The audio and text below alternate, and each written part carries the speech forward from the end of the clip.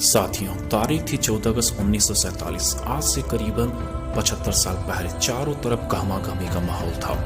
एक तरफ लोगों के अंदर आज़ादी को लेकर उत्साह बढ़ता जा रहा था, मगर दूसरी तरफ अखंड भारत को दो हिस्सों में बंटने की तैयारी की जा रही थी। रात के 9 बज रहे थे।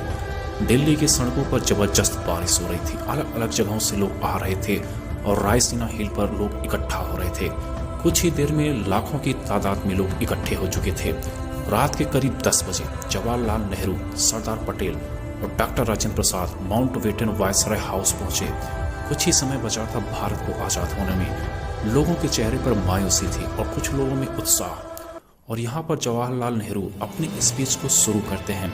उनके भाषण की शुरुआत इन 2 लाइनों से शुरू होती है। At the stock of the midnight hour when the world sleep India will be awake to like freedom. कुछ ही देर के बाद वो घड़ी आ गई थी जब भारत ने आज़ादी की सांसें ली।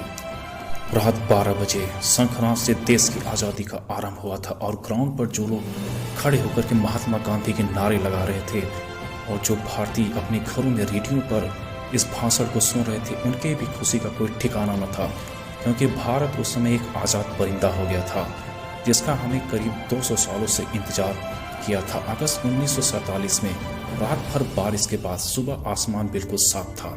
जब सुबह 8:30 बजे पंडित नेहरू और उनकी कैबिनेट ने शपथ ली, उसके बाद ब्रिटिशर्स का झंडा हटाकर आज़ाद हिंद फौज का झंडा लगा दिया गया, जिसे देख करके सभी की छाती चौड़ी हो गई, क्योंकि अब हमें वो झंडा दिखने लगा था जिसे हमें बरसों से देखना चाहते थे।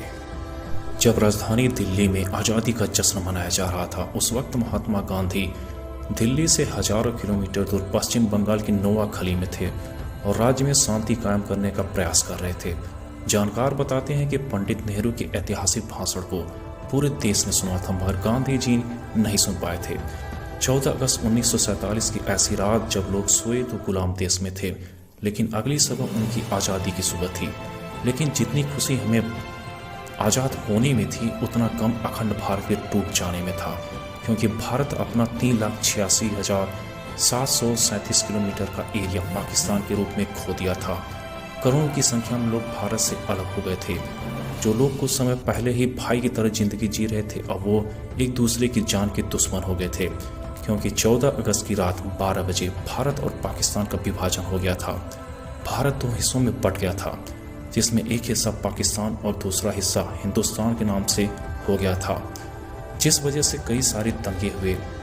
जो लोग खुद को पाकिस्तान में सुरक्षित महसूस समझ रहे थे वे पाकिस्तान चले गए, और जो लोग भारत में सुरक्षित महसूस कर रहे थे वे भारत में बस गए। और इसकी वजह से बहुत बड़ा पलायन हुआ और लोग पलायन करने को मजबूर हो गए थे, और इन दंगों में हजारों लोग मौत के घाट उतर गए थे। ये उस समय का दुनिया का संभवतः सबसे बड़ा विस्थापन था, और ये सारा खेल अंग्रेजी हुकूमत के द्वारा खेला गया था, जिसने डिवाइड एंड रूल का खेल खेला, जहां पर उन्होंने हिंदुस्तान के अंदर हिंदू और मुस्लिम के बीच नफरत भर दिए थे।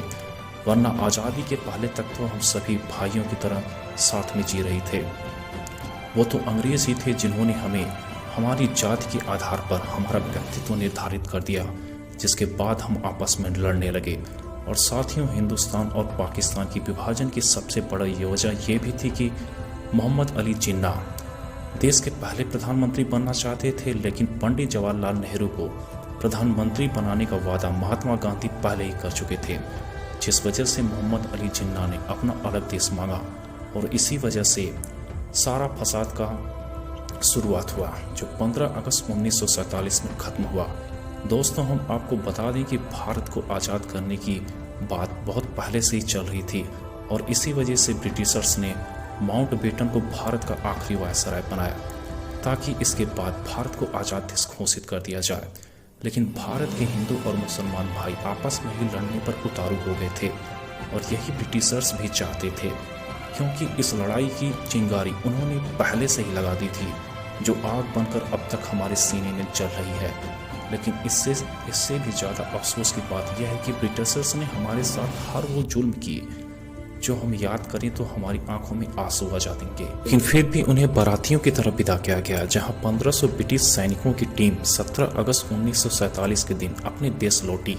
वहीं आखिरी टीम एक साल बाद 27 अगस्त 1948 के दिन निकली और उनकी भी विदाई बैंड बाजा के साथ की गई। और उसी दिन ब्रिटिशर्स का नाम हमारे नक्शे से निकल गया।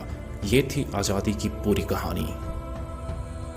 लेकिन आप क्या ये बता सकते कि हमारे देश के स्वतंत्रता सेनानियों ने जिसके लिए अपनी जान गंवा दी और कई लोग आखिरी सांस तक हमारे देश की सेवा के लिए लड़ते रहे, क्या वो देश हम बना पाए हैं या नहीं?